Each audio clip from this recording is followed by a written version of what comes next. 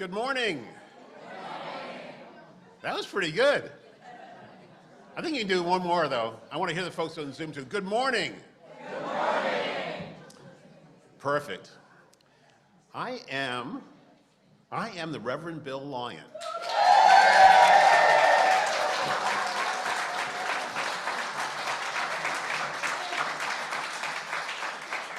Might take me a while to get used to that, but I am your minister here at the Heritage Universalist Unitarian Church here in Cincinnati, Ohio.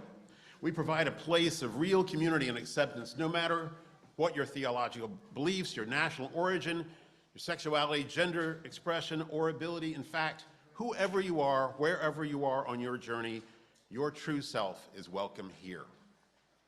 And by here, I mean on Zoom, or here in the sanctuary, or wherever and whenever you might watch this recording again. For those who may be visiting for the first time, and I saw a few of you, or the first time in a long time, I saw a few of you as well, we offer you a special welcome. If you haven't already done so, please sign our guest book, have an usher help you with a name tag. We'd love to get to know you, and we can do that at the little coffee hour right after the service in the Great Hall, which is to the right as you head out those doors. If you'd like a quick tour, I saw one going earlier. I think Susan Connolly is from the Board of Trustees to do that. Does that sound right? She's waving if anybody wants to see Susan wave. Today is very special for many reasons, though. One of them is that we'll be sharing our annual water ceremony. You might see a table up front here. And you'll notice that many people have brought little containers of water with them. If you didn't, fear not. Everyone is invited to participate. We have plenty of water up here. You're probably also given a drop. Anybody get a drop like this? Yeah, got this? A little later, you'll be bringing that drop up, but before then, you'll want to write maybe some of the places, some of the water places you might have found some water this summer. It could be your own bathtub. It could be some great adventure you did. And that's one of the things we share a little bit later. You'll learn more about that as we go. We have, another reason this is special is that Lacey Lee Adams, your Director of Lifelong Faith Development, is going to co-lead this service with me. And it is an all-ages service. And that means we will all be together, young ones and older ones, for the whole service. So don't be surprised if you hear some surprising sounds from either the young ones or the old ones. You never know. It's just fun to all be together. One type of noise we'd like to avoid, though, is what sometimes comes out of these, right? I find that airplane mode generally does the trick. And, on the back of your order of service, there are lots of announcements. And that's because this is a very busy place, especially this time of the year. Make sure you get a chance to read those or check out our website at www.huuc.net. And we have two special announcements for you. First, from Barbara Hackey, one of our newer folks here. Barbara, could you share something with us? Yes.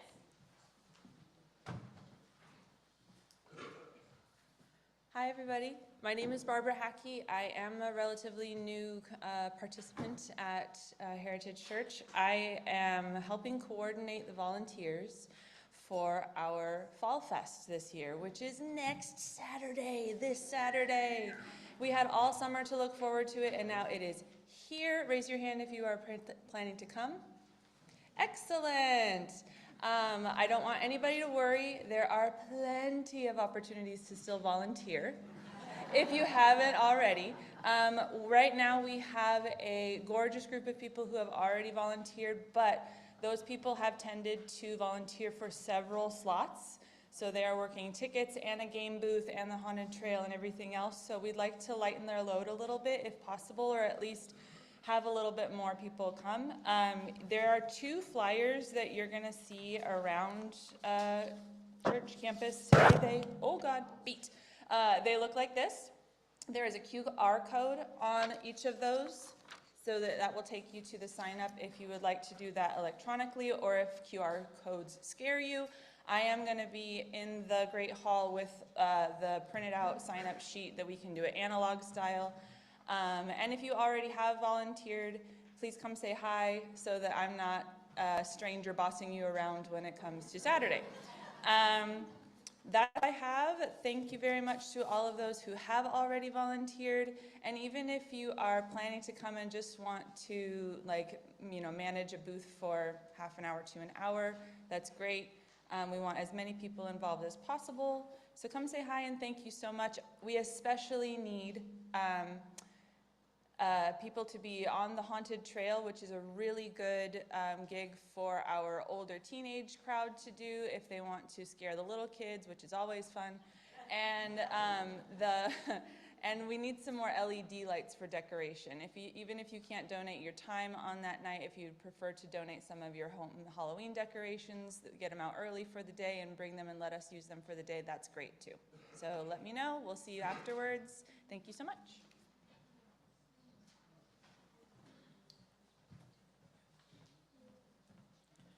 Good morning. I'm Louise Lawari. You may have heard last Sunday or read it in some things that have been sent out that at General Assembly in June, an action of immediate witness, an AIW, was passed by all of the delegates there.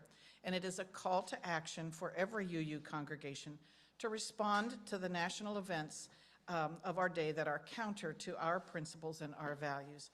That AIW, Action of Immediate Witness, was called Faithful Defiance of Authoritarianism, reaffirming our covenants for democracy and freedom.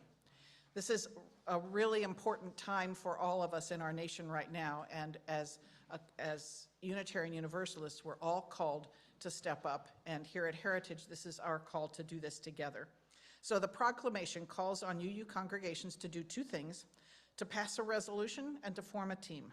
So the resolution is to affirm our congregation's collective commitment to protect and strengthen democracy and freedom, and to resist authoritarian forces seeking to strip citizens and non-citizens alike of their rights and voices. And the work has begun here in our congregation on that resolution. The team is a democracy action team to coordinate the efforts that we take as a congregation, whether they're letter writing, phone calling, protesting, strategically non-cooperating, or simply spreading love where we see hate. So as we say in our mission statement, we want to, I love this, infuse the world with the values that are the special aspirations of our faith.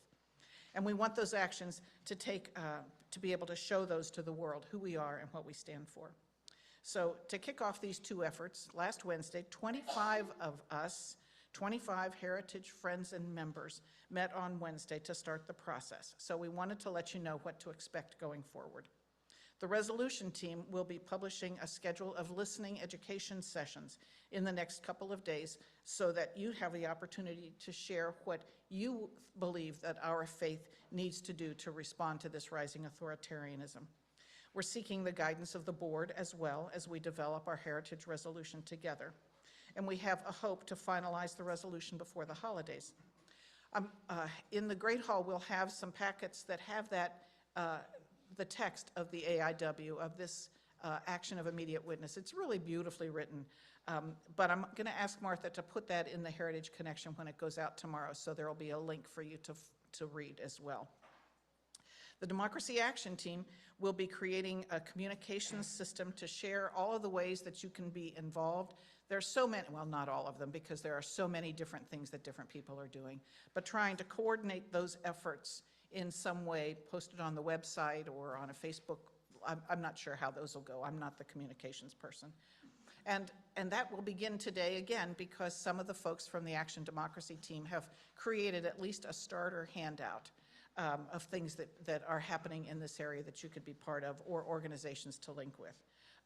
And over time, they're going to be developing a more coordinated effort of heritage actions so that we show up together to let the world know that we are committed to siding with love and the work for justice. So please stay tuned, and if you want to get involved, let me know, or we'll be in the Great Hall after the service. Thank you.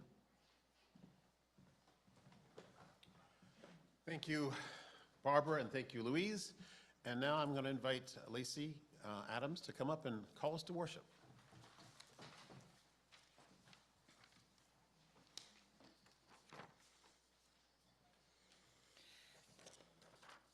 Let us turn our hearts and minds to worship with a poem by Claude McKay called Thirst. My spirit wails for water, water now. My tongue is aching dry, my throat is hot for water.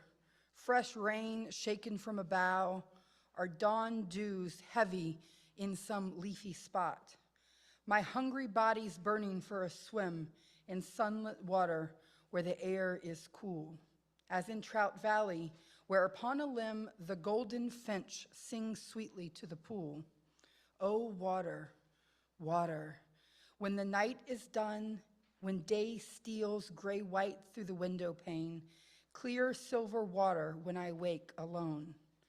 All impotent of parts, a fevered brain, pure water from a forest fountain first, to wash me, cleanse me, and to quench my thirst. May our worship together quench our souls so that we might be water to nourish our world.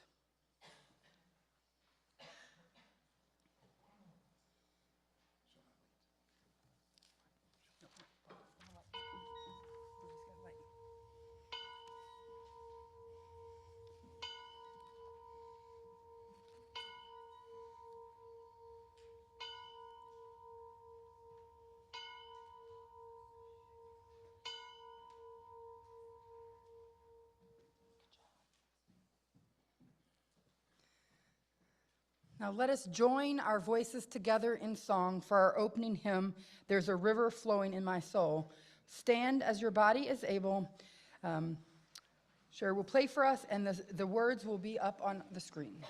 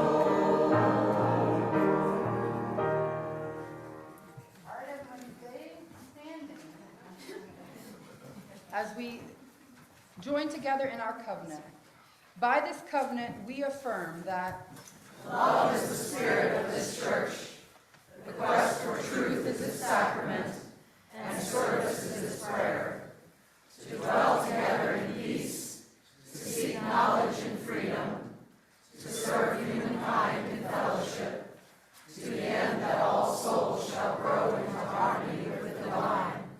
Thus we covenant with each other and with God. You may be seated. The life of this congregation is entwined with each of our individual lives, lives that experience both joys and sorrows.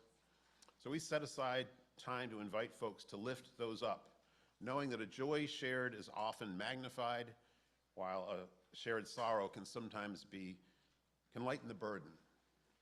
With a full house and folks of all ages, here's how we're going to proceed today. There may be a few young folks who'd like to share something, so we'll let them go first. And then a few of them or their families might decide that they want to take a quick break because sometimes the sorrows that others share can be pretty heavy for young folks. And so that's a choice they'll make. They'll stay or go. And then we'll welcome them back to Blue Boat Home, one of our favorite hymns. When they've finished, we'll do the traditional way we do, which is folks will head to the sides, wait till your turn, come up, and you can ask Lacey to light a candle for you in silence, or she can hand you the microphone and you can share what's on your heart. We would ask that you be very brief because we have a lot of folks today. And name that. Tell us your name as well. For folks on Zoom, you'll be able to type your joys or sorrows on the chat, and we'll read those a bit later. And we don't have any, we had one online, but that person's here, so we don't have to do that one ahead of time. I know there are plenty of joys and sorrows out there. Who would like to share today? Kids first. Anybody? Come on up. That's it? That's not all the joys and sorrows that are out there. Those are the ones that are spoken. So let's light another candle for all those that are unspoken and for those who don't have the freedom to express them.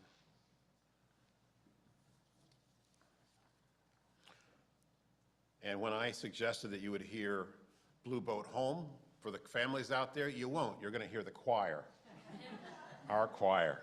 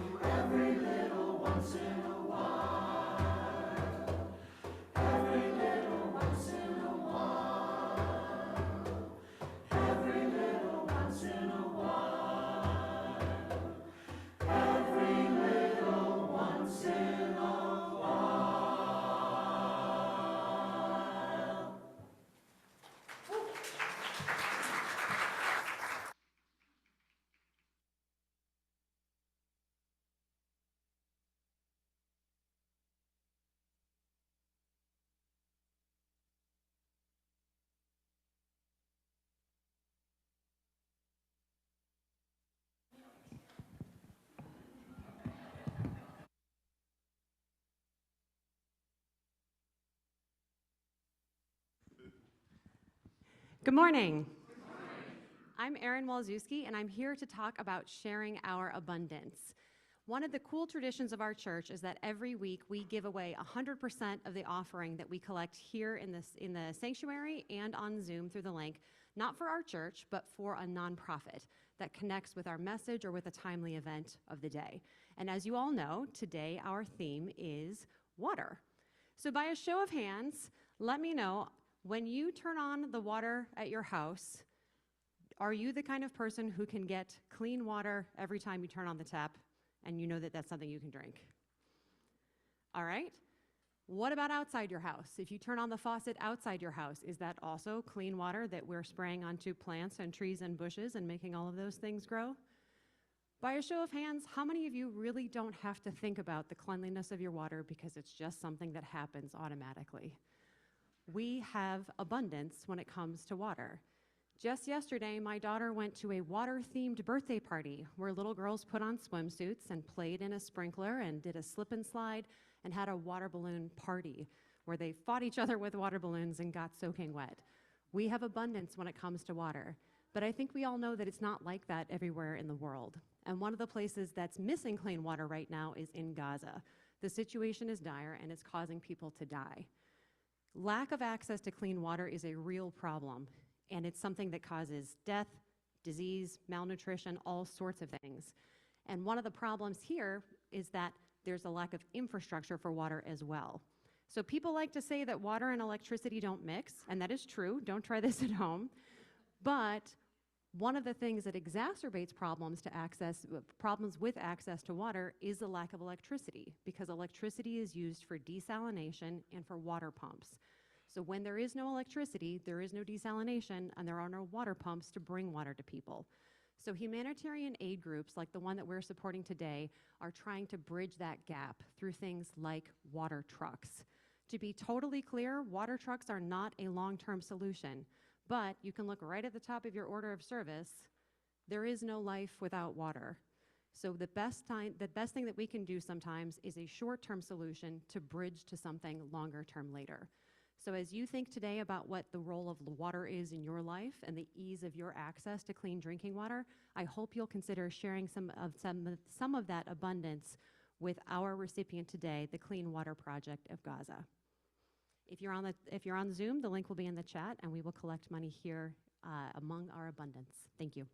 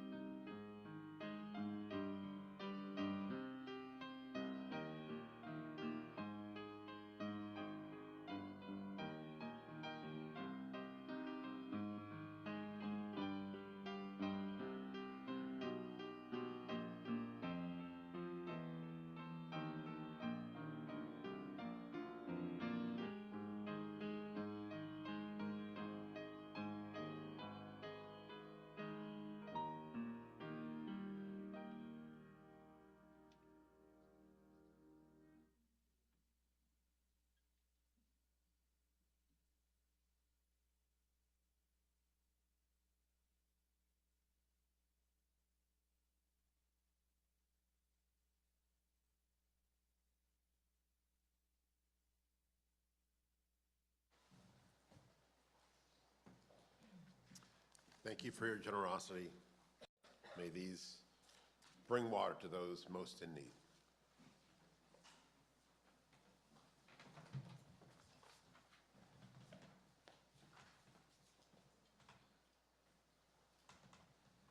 I'd like to invite our young people to come forward. And if you got a little ribbon, please bring your tiny ribbon with you.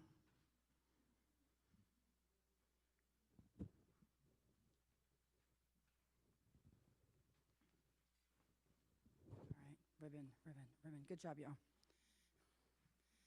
Okay.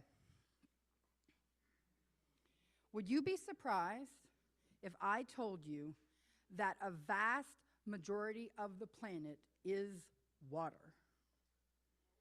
No. Is this not a shocking revelation to you? No. Okay. Well, that's okay. It's just because you're so smart. Excellent. All right. Here, you can sit here. Okay. All right. Now, here's what I will say to you. Water can take a whole lot of forms, okay? Some forms of water are tiny bits of water like this that fall from the sky in the form of rain. Okay. Now, those tiny droplets of rain, what do? Do they just disappear? Do they just take a vacation? What? Okay, so yes, eventually water does evaporate, and that's how we get more rain clouds. But the thing about rain, rain comes down in tiny droplets, and it's teeny tiny pieces of rain, okay? But all of those little pieces of rain do a thing. They start to fill other bodies of water. So if we are ever here on a Sunday after church, after it's rained overnight, our non-existent to very tiny little creek starts to look like an actual creek, right? Now, if we go out there after we've got no rain for like a week and we look for the creek, there's no water to be had. There's no creek. But rain helps to make our creek turn into a little creek, and it actually has enough water to flow.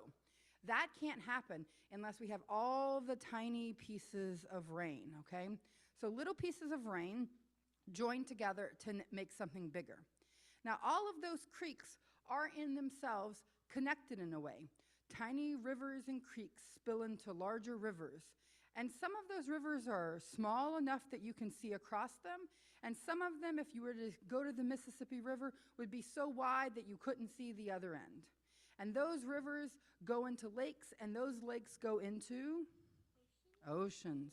So all of the water in our world is connected, but it comes from different places, and it comes from different high up in the mountains or in underground aquifers. Water is so diverse in how it is in the world. So let's look at who has the tiniest, let's look at our pieces of, we're going to use our ribbons to think about this. Pick your ribbons up. Who thinks they have the tiniest ribbon? Let me see. Okay. Oh, okay. That's our raindrop. Okay, now, I want you all to start passing your ribbons. We're going to pass towards William. Pass your little piece of ribbon on to the next person. Here we go. Here we go. Here we go. Keep passing. Simon, pass to Kate. Find a neighbor. Connect with your neighbor. Connect your water with your neighbors. Connect your water with your neighbors. Good job. Keep flowing towards, all of our water is flowing towards William. All right, William. Does William have the smallest amount of water now or the largest? Largest, okay.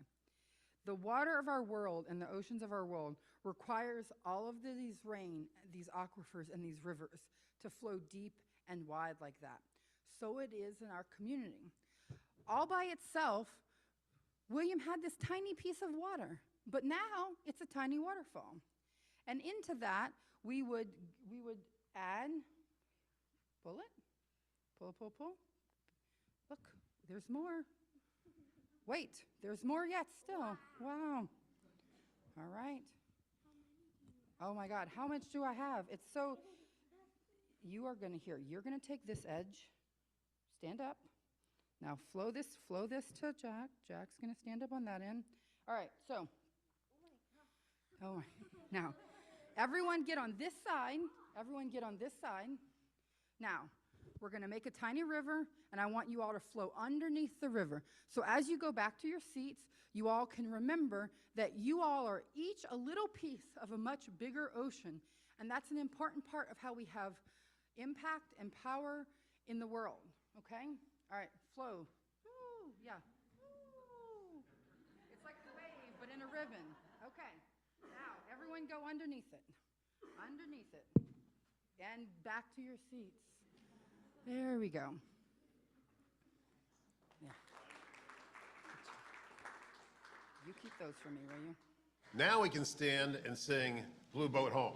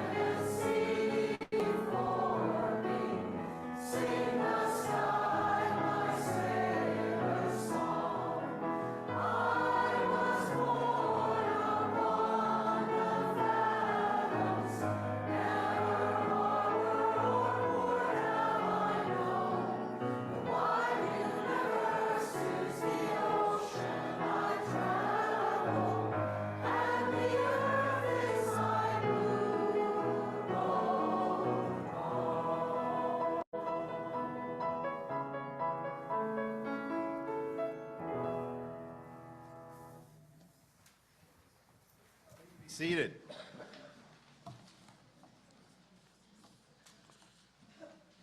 Imagine, as Lacey and our kids did a moment ago, that each of us is part of the water stream.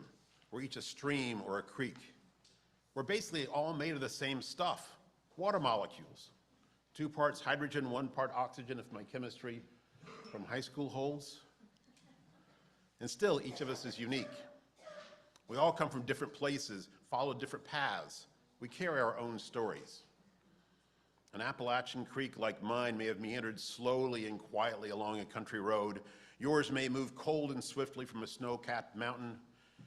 And Lacey's near the Mississippi Delta probably flowed very differently, sometimes moving upstream before eventually making its way to the Gulf and the ocean. No 2 individuals nor streams are exactly alike.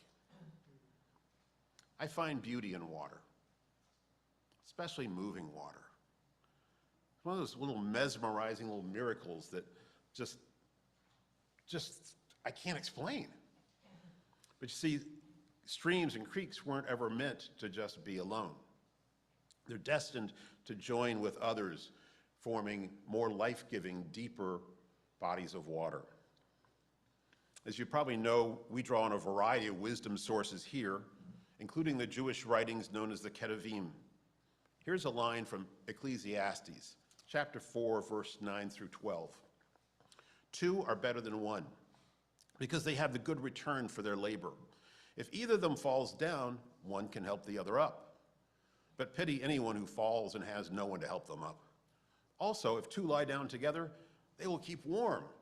But how can one keep warm alone? Though one may be overpowered, two can defend themselves. A cord of 3 strands is not easily broken. Ecclesiastes reminds us that life's currents are strongest when we flow together. 2 or 3 or 100 are better than one, a cord not quickly broken. This is why we gather on Sundays.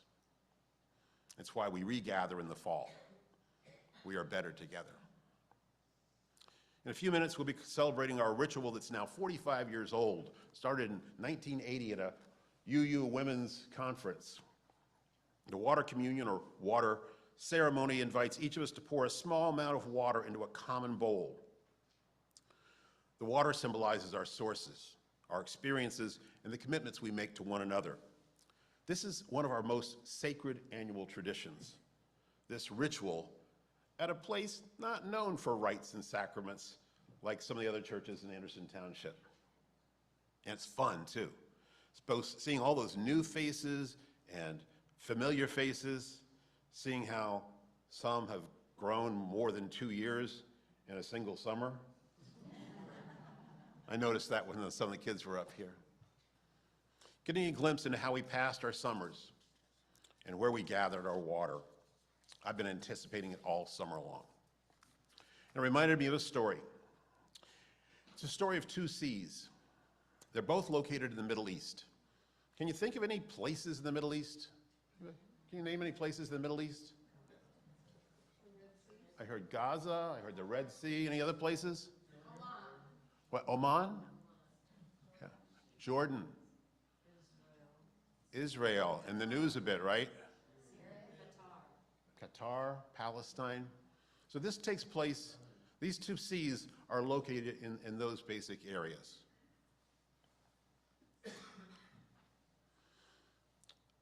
And they are both along the River Jordan. There's a lot of songs about the River Jordan. I'm not going to sing any of them to you right now.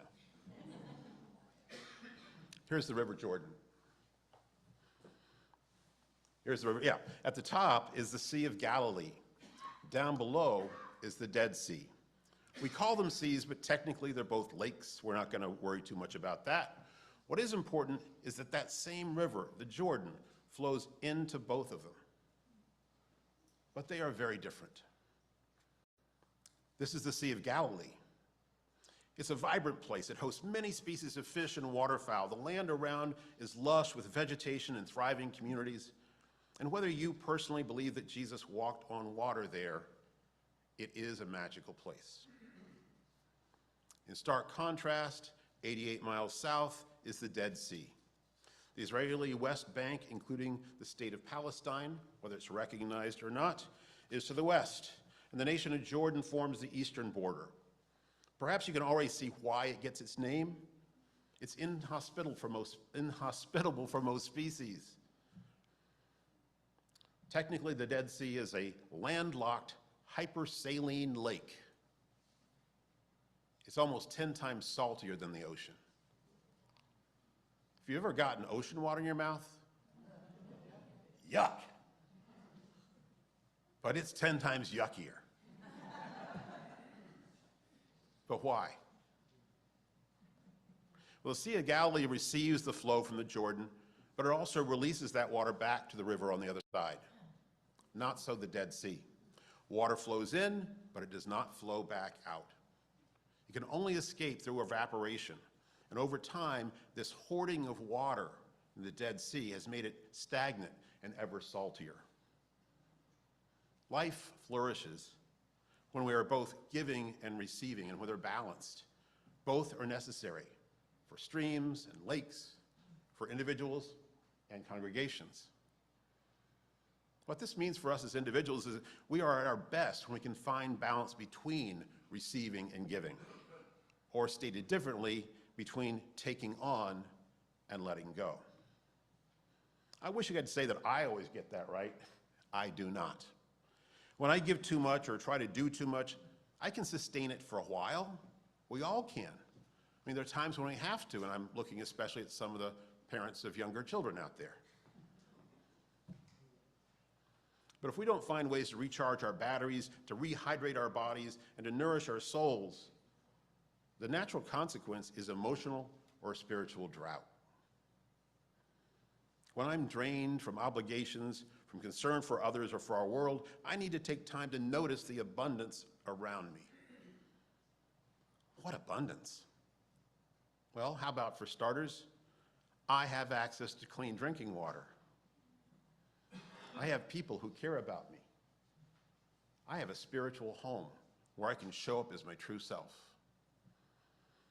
If I have a genuine sorrow, I can name it and a candle is lit, allowing others to help shoulder that burden.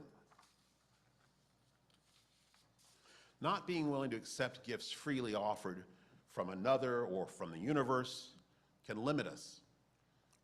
And rugged individualism can make it really hard to ask for help, or even to notice when assistance is being offered. It would be like someone dying of thirst, or at least just being really thirsty, while there's a glass of water sitting right there beside them. And I'm really dry, so.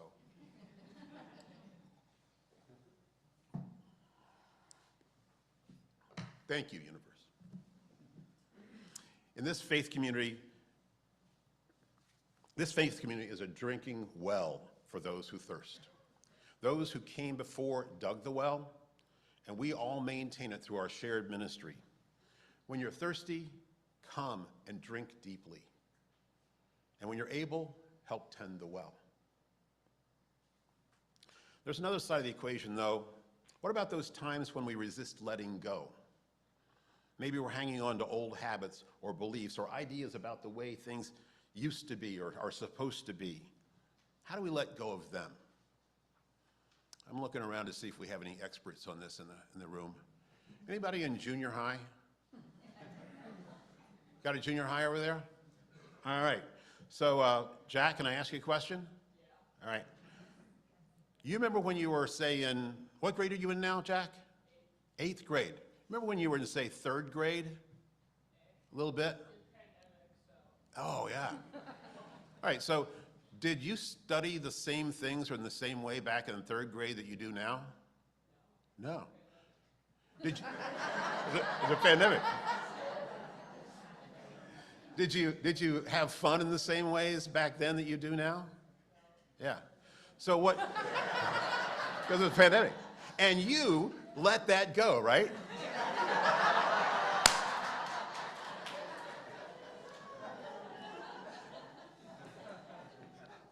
Thanks for sharing. There are times in our lives when we're called to show up differently. Letting go of something allows us to pick something else up, a different role, a new hobby or friendship, or even a new career calling. In communities, letting go is also necessary so that we don't become stagnant like the Dead Sea. A vibrant community is open to energy and innovative ideas that flow from newcomers. It's willing to try new things, knowing that not everything will work. Those that don't will be able to float gently down the stream, but some new things may work better, at least in current times. How long would the first Universalist society, currently known as Heritage Universalist Unitarian Church, have survived if it never changed?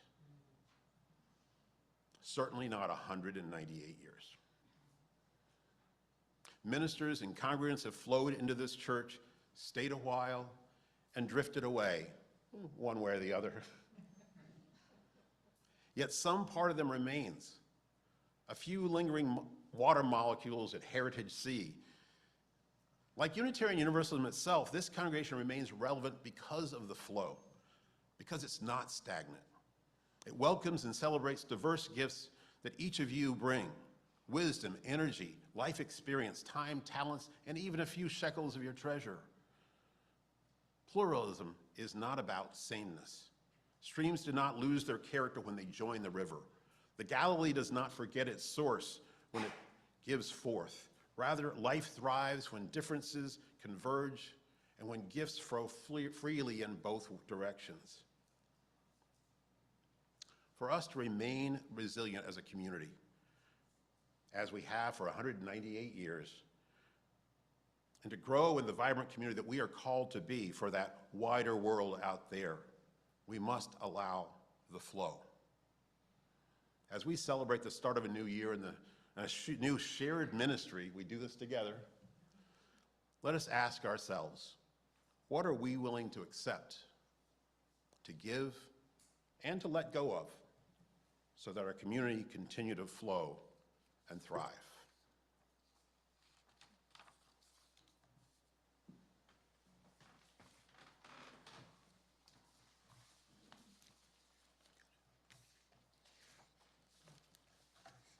Somewhere, there's the next part of this. We're going to find the right page.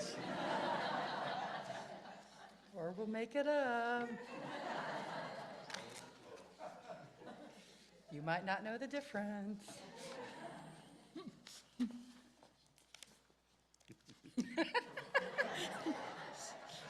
Some things don't always work the way I think they're going to. Here we are. We're getting close. Reverend Bill told you a little about our water ceremony earlier. It is a tradition shared by most of our 1,000 congregations as we gather in, what we call in-gathering, during late summer. Today, we will merge our waters in this special chalice that you see in front of me, honoring the beauty of our diversity, the mystery of our interconnection, and the awe-inspiring power of water. In doing so, we are reminded of all life on this planet, and it is dependent upon and comes from water.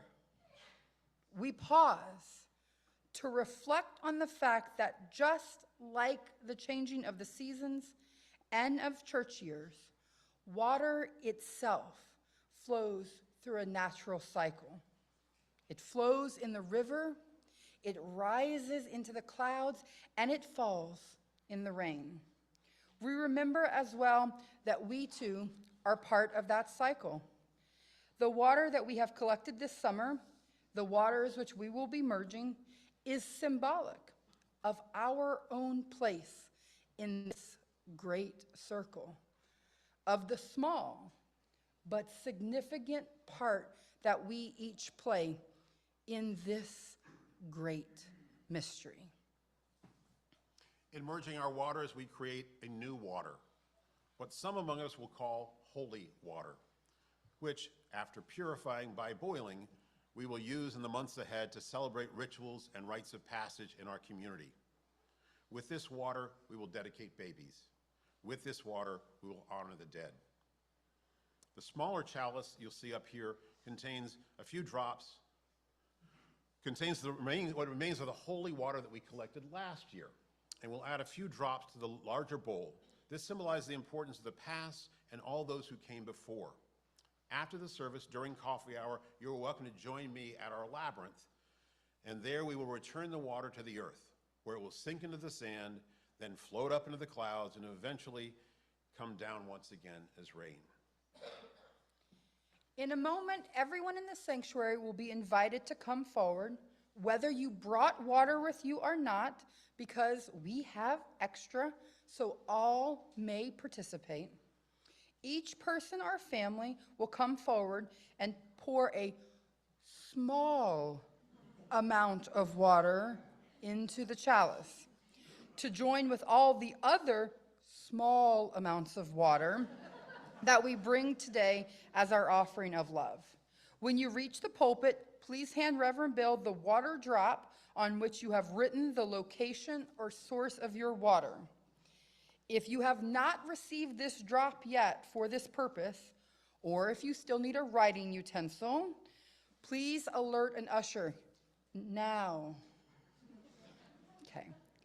As Reverend Bill reads aloud the names of your location, from where your water comes from, I will assist you in pouring that amount of water, that small amount of water, into our chalice. If you're on Zoom, you can play too. When those in the sanctuary have completed their part of the ritual, Lucy and Neil will invite you to turn on your camera and allow you to type into the chat the location of your water. We will read those aloud as well, and then when you're able, during the next week or two, come to the church, bring your water physically to us so we can add it to our shared body of holy water.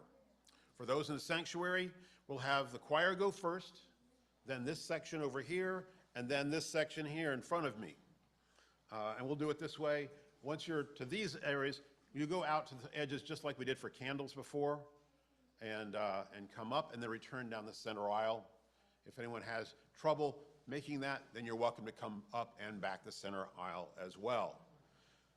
After you've contributed your little bit of water, please return to your chair, be seated so that others can see and bear witness as the waters are poured. And now, let our water ceremony begin.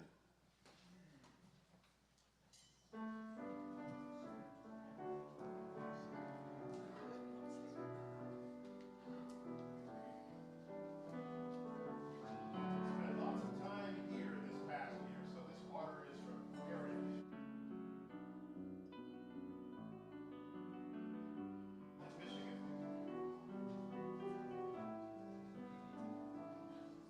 Okonos, Michigan. Am I coming through? The Smoky Mountains of Tennessee.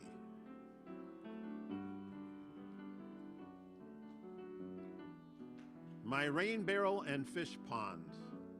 I know that rain barrel and fish pond.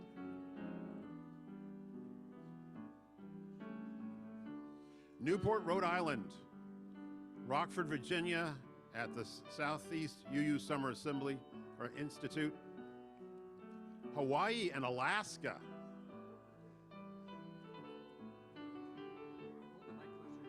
Okay.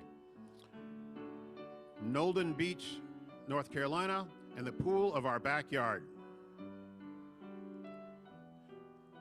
Lake Superior,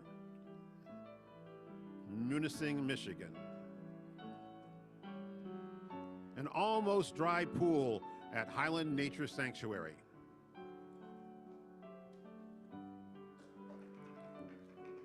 Costa Rica for Laura and Cincinnati Nature Center.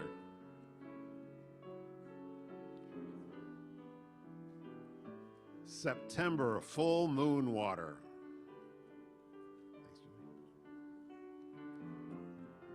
Water from Batavia Township, affordable housing.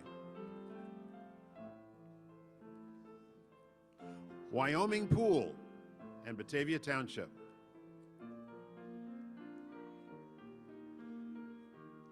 Wallingford.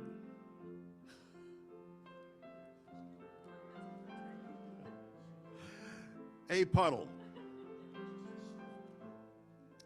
All different waters from sampling Saturday stream snapshot testing. California Nature Preserve.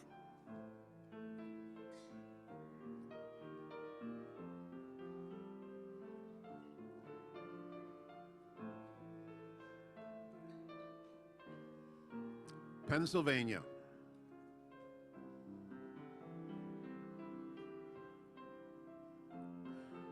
From my water filter.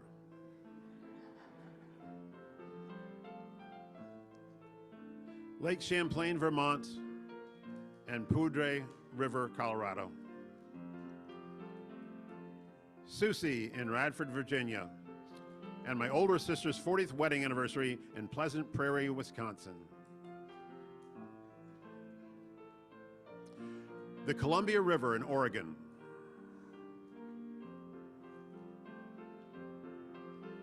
Big Sky, Montana.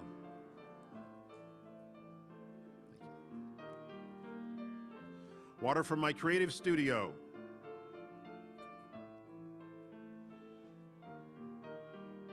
Iporanja, Brazil.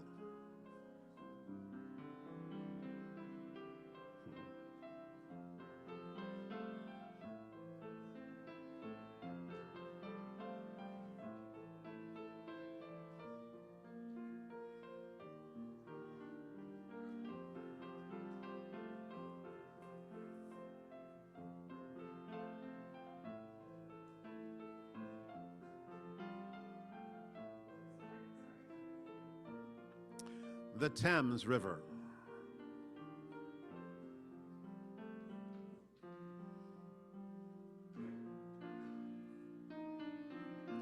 Lake Erie and Lake Michigan.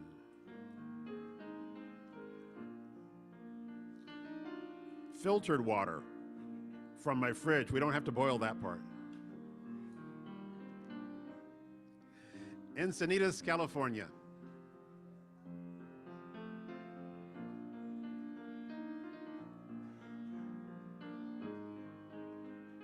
The Gulf of Maine.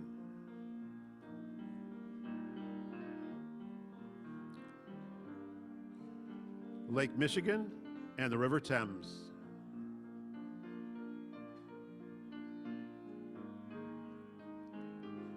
Taft Museum of Art.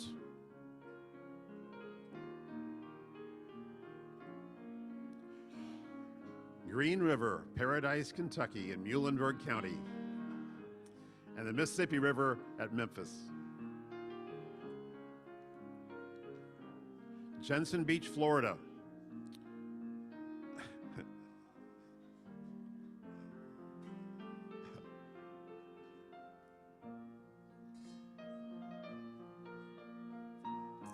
And now this side.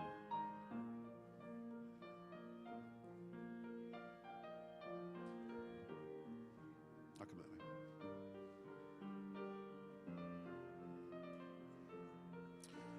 Martha's Vineyard and a home garden.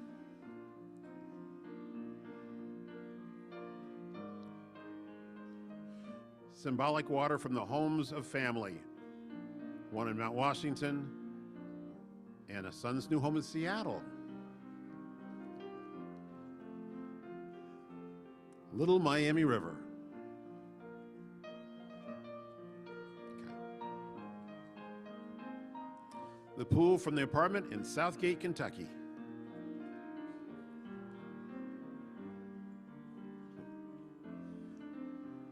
From my brand new condo, congratulations.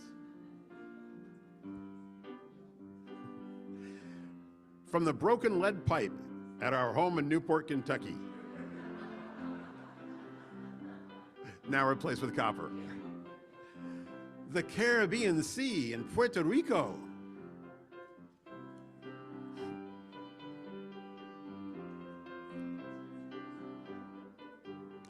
Empire, Michigan.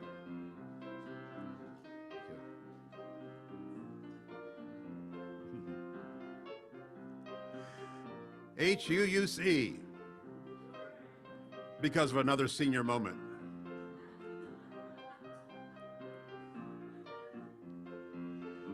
Water from home, water that's used for all things. Lake Norris, Tennessee, and Cape Hatteras, North Carolina.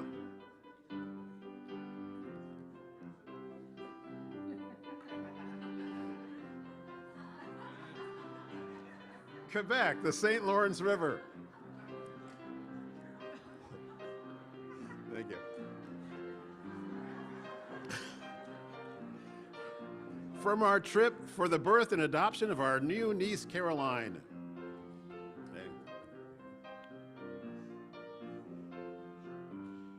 Canada, Atlanta, Maryland, and our pool.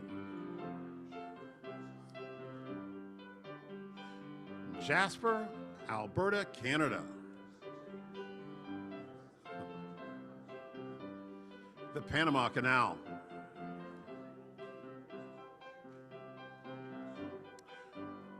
Pool water, where the healthy lifestyles met this summer. Massive snow of Batavia Township, still frozen.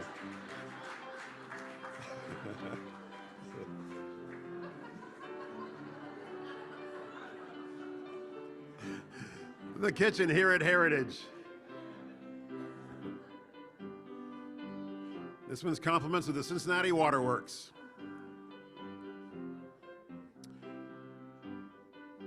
Ellettsville, Indiana, and Montreal, Canada.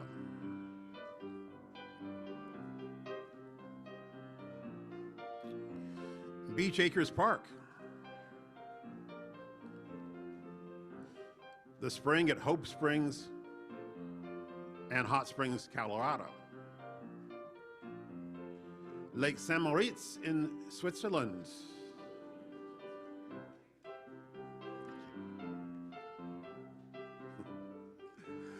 Mercy Anderson Hospital.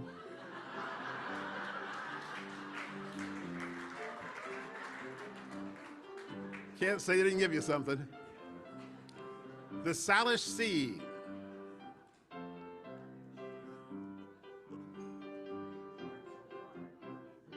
Virtual water from Fort Collins, Colorado, and Auburn, Alabama. Some more water from the Little Miami River. Lacey, you got some water for us too? From Cape Cod. All right.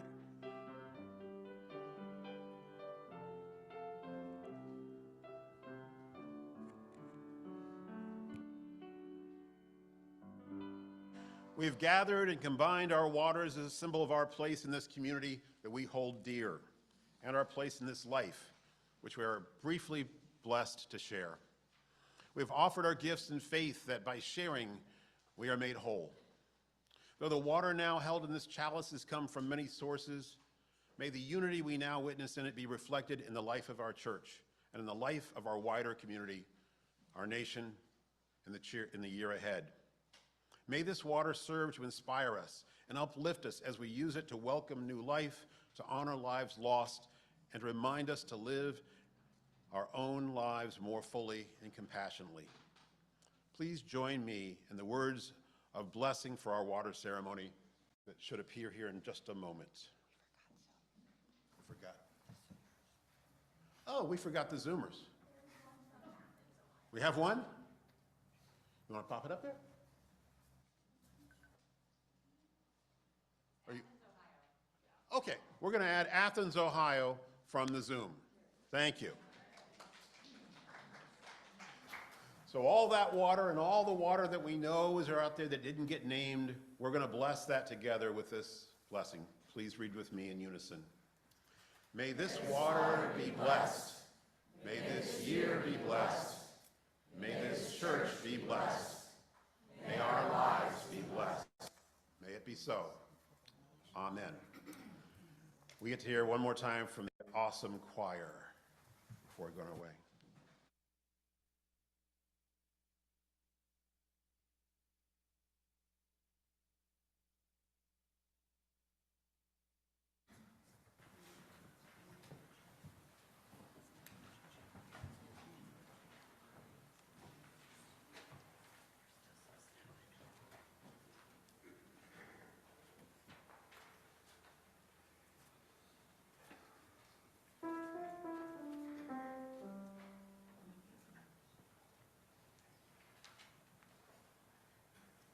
All my relations come, every nation come, all my relations under the sun, we are one.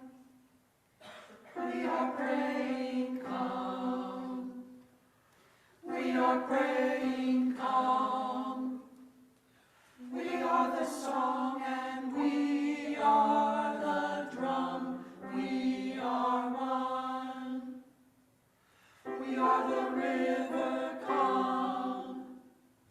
We are the river, come. We are the boat, the paddle, the shore, we are one. We Joni sing. We Joni sing. We Joni, water is life.